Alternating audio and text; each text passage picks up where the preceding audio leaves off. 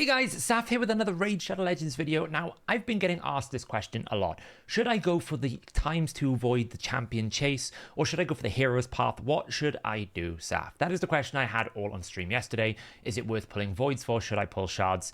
And we didn't really know how much you would need to do for the champion chase up until today, but you will need to do 3,000 points, which is actually less than what I thought.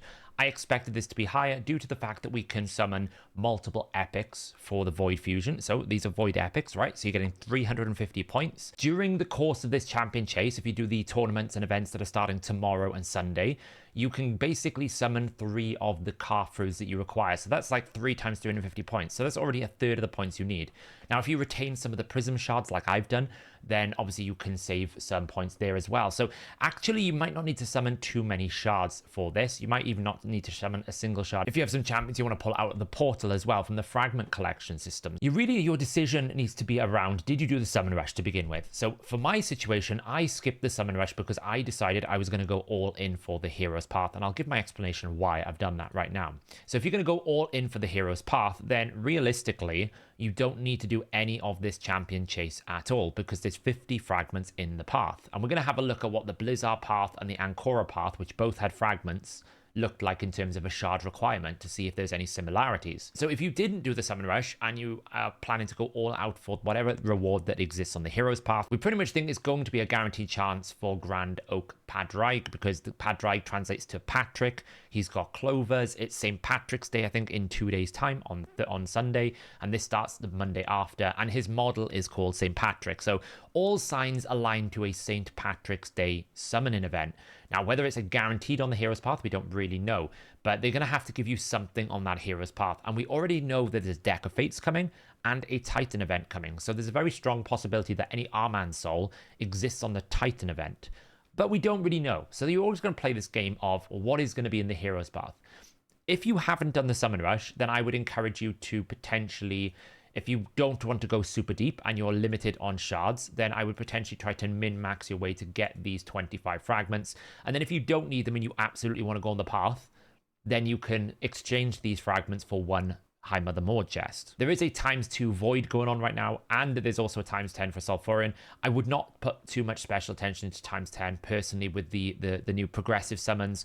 I really think any ×10 is just wasting your opportunities. So really your decision should be, am I pulling for the ×2 void? Now, I was smart. I saved some summoning pools here. So you can see I've got 2 summons that I can do in the current chase. That's going to be 500 points minimum. And if I want to, I can also summon my remnant here. That would give me a guaranteed 250 points. So there's 750 points before I get started. I can pull out the Carfrews as well. I've currently got 2 of them waiting. That's another 350, 700. So I've got 1,400 points, but that is still only halfway to this 3,000 point total. So that is not all the way there. Now for me, as I can show you here, I've got loads of sacred shards. I've got 14 sacred shards. I've got 29 voids and 11 primal. So for my situation right now, I can probably do the entirety of the hero's path. Let's have a look at what the Blizaar hero path looked like. Now, the Blizaar path here, this was the closest thing we can align to the hero's path that we're going to get on Monday. Monday, they've confirmed is going to be summoning shards and summoning souls. So what kind of points do we get for these? So for the soul stones, we get about 7,500 for an eternal, 1,500 for immortal, and 100 for mortal. Now, I foresaw this possibility, and I did not summon my eternal soul stones from the guaranteed Narcissus event. There was an eternal soul stone on the summon rush, and also the Titan event from Rathalos. I kept those because there was no boost going on. So I currently have 2 of these points, which is a big deal. That's a lot of points that you're going to get on this hero path.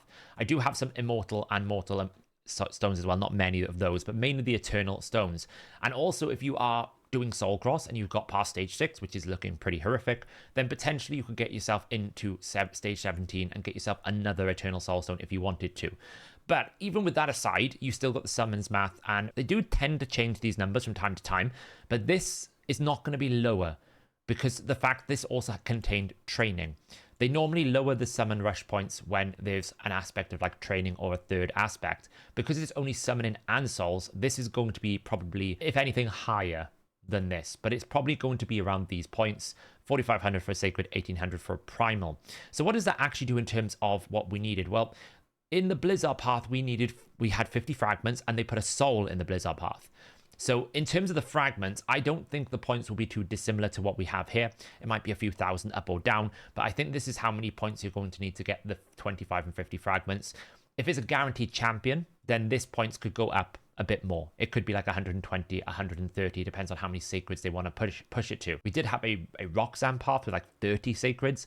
I can't imagine it'll be like that. That's a bit crazy, but I wouldn't put it past them necessarily, but it could be like that. But definitely the thing you want to be looking out for here more than anything else is the fragments. Should I not go for the chase and save my shards in hopes that the end reward is something I can obtain, but I still have the opportunity to get Armans? Because what I looked at, and this is how I looked at it when I looked at the Summon Rush, the Summon Rush would have taken you about 6 Sacred Shards. To get the same amount of fragments, we only needed 4 on the Hero's Path. So even if I didn't go for the Summon Rush, I wouldn't be worse off by going for the path because it was going to be an equal amount of shard requirements. And generally, I find for my account, the Hero's Path is a bit more rewarding because it contains things like oils, dust, legendary books. Those sorts of things are more accessible in you get more of them in the Hero's Path than you do on the Summon Rush because you have to get to almost like the whale row, which is 4,500 in the Summon Rush. So to get 25 fragments, if we're comparing it to the Champion Chase, it's about 4 Sacred Shards or about 15 Void Shards. So you could pull 15 Voids right now on the ×2. And on average, that will give you 1 to 2 epics. That's about 500 points. And then the raise will give you about 20 points along that. That's not going to get you the 25 fragments. You might get super lucky and you might get a Void Legendary. If so, congrats, you got closer. But these 15 Voids are not going to get you the Champion Chase fragments on their own. You will have to pair it with either the epics, the prism summons, or more shards. Whereas on the path, I think 15 would get you, what you needed. It would get you to that position, especially when you can absolutely pair it with Eternals. Now, if you skip the Summon Rush like I did, then you will need about 9. Which again is still pretty good, or about 36 Void Shards, it's still pretty good. So you can see why I'm pretty confident that I can go full in and go all the way down the Hero's Path, because it should be around about 22 Sacreds, and I have 14 right now. Plus, I have my 2 Eternal Soulstones, and I have 29 Voids, and I have 11 Primals. When we put all those together, we can kind of do the math here. I can say, well, I've got 14 Sacreds, 11 Primals, 29 Voids, I've got 91 Ancient Shards, and then I also have 2 of these, and I have none of these, just as an example. Well, that's going to give me a combined total of 146,000 points. So even if they increase the 5-star soul up by 50,000 points, I'm still going to complete the Hero's Path with what I've got if I summon everything. We can also compare it to Ankora, the Lover's Path, the last fusion. That also had a Hero's Path. It seems to be a trend now. This one is slightly different because we got fragments for the fusion. Where at the moment we're getting fragments for the epics, which we're going to make into the fusions. It's a little bit different in terms of quantity, and you're seeing that reflected in the amount of points. Less fragments, less points, but not too dissimilar. If you look here, there's 2 sets of rewards, and there was 20 fragments in total instead of 25. That came to around about 34,000 points. This was training and dungeons, so the reward cycling is different. But again, 119,000 for all the souls and the Ankora soul. So the way you want to look at it here is the path is not going to be too brutal if you saved your shards. You need to make that decision. Now, this video could be coming out. You've already pulled your voids. You're thinking, damn, I wish I watched this video. I apologize. I didn't really get this out until yesterday because I didn't know what the Champion Chase points were going to be. So in terms of your decision making here, should you go for the Champion Chase or should you go for the path? Well, I would definitely recommend right now you summon your epics from the Kafrus, right? There's absolutely 0 point you hold in these epics because you're going to need them before any sort of other event. There's no more clan versus clan. There's no more Champion Chase after today. So there's no harm in trying to get some points on this Champion Chase. Even if you get a couple of 100 energy here, some Immortal Soulstone, because what you can do then is train them up during the current champion training event to get your other fragments. So you might as well do that right now. And if you're going for the champion training, you could pick up a primal shard. That would be quite valuable for the Hero's Path. If you saved your prisms like I did, because there was no point pulling them in champion in the clan versus clan, we were trying to keep our points down, then that's more points. You might as well summon them now. It's going to auto summon at the end of this event anyway, so you might as well summon them right now. Then it just comes down to the question, do you summon your Remnant if you finished Amius? Some would argue you should only pull it during a clan versus clan. This isn't going anywhere, so you could save it. I guess what I will do is I will pull the fragment summons and I'll see how I feel after I've pulled these prisms. Now, the other consideration that some people might have had is, do I want to grind this Dungeon Divers? This one has been quite difficult because there's no real secondary tournament. There was only the Fire Knight, right? This is the only tournament they got. And by the time you finish the Fire Knight, you were in a situation where you had like so many points left. But I personally have been doing it during training. I've still got a lot of training to do. I've been finishing the dungeon divers off doing training. So you could, if you want to, skip the dungeon divers or even the artifact enhancement and pick up these champion chase points as well. There's always an option. There's 50 free fragments across the entire fusion. You can either skip both the summoning events and do all the heroes path. You can skip the summon rush and do the chase and the heroes path and then skip an event like a divers or an artifact enhancement or a tournament. Or you could have skipped the chase, did the summon rush, and then did the hero's path. Or you can just basically do the champion chase and only a little bit of the hero's path. There's lots of flexible options here. I would suggest that you just try to see how close you get. And if you get within a few things and you can pull maybe a few, maybe you've got like a fragment summon here that you really, really want for like a Cintrano stage, or maybe you need it for like some content. Maybe you want to pull Gwendolyn out for something. Then maybe you just pull that out, get you extra 500 points and finish off the fragments. But I would 100% suggest that the hero's path is going to be very rewarding. And that is my plan. I made the decision right from the start of the fusion. I was going to go all in on the hero's path because I knew what it was going to contain and save all of my shards as much as I can. So to end the video out then, that's my plan. Hopefully you guys are all on track for Armand's. He's really good. I'm basically in a situation doing champion training at the moment.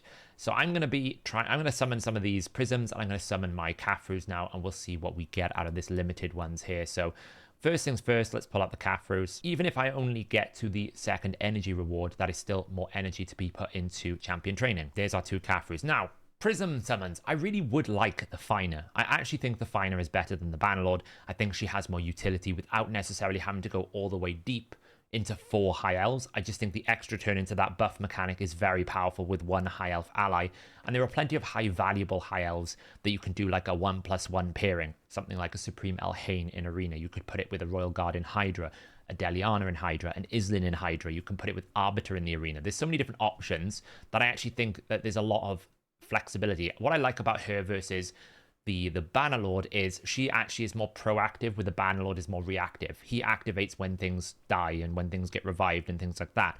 Her skill set is just more about taking control and actually doing things, which is really cool. It's kind of like a high elf White Dryad Nia. So I would really like one. I probably won't get one, but I would really like one.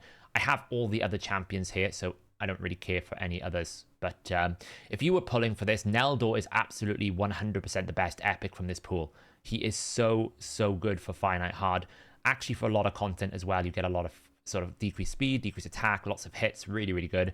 Or Tyrell. Those 2 are really good. So let's see. What are we going to get? We've got 2 summons here. Are we going to get Finer? I normally get quite lucky with these. We get another Royal Guard. He's also very good. I do normally get a legendary hero there from these prisms. I do enjoy them. We're not going to get it this time. Okay, so we get 2 epics. We get Thanassel. Do manage to complete a clan quest, which is wonderful. So there's my initial burst of champion training point, champion chase points. You can see that's got me up to about 1,200, which is not too bad. And I will, of course, have another Kafru before the end of the event. But for me, because I didn't get lucky with any sort of the Prism Golds, it doesn't really make sense for me to pull any Void Shards. I've only just reset my Void Mercy by having the Shujen in the Narcissus summon. So I know I'm nowhere near Mercy. I know ×2 is a bit better. We can pull one just for fun on the video, though. Let's just pull one for fun on the video. 1 Void Shard and a Dream. See what we get. It's just a rare. This is why you don't do it. So that is telling me don't pull any more shards. That's the strategy. I just wanted to do a video covering your options, whether you should or shouldn't. I still think I'm like 90% certain that we're going to get a guaranteed Padraig on Monday. And I do think this guy is quite good. He is the only other champion that I know of that can fully restore all destroyed max HP. The only other one is Marichka. And in the right situation, that is incredibly powerful. Finite Hard, Arena with Life Harvest, in Hydra. Also an all-ally team-up, which is only the 5th one in the game. So he does have some unique abilities and unique qualities, even though he might not be the most OP champion in the game. Let me know, guys, in the comments below, how did you approach this? Did you do the Summon Rush? Did you do the Champion Chase? Are you in for the Hero's Path? Are you skipping the Hero's Path? What are your opinions on this Padraig? Do you think he is worth going for if he was to appear in this Hero Path? Let me know in the comments below. I like hearing from you, as always, and I will catch you in the next video.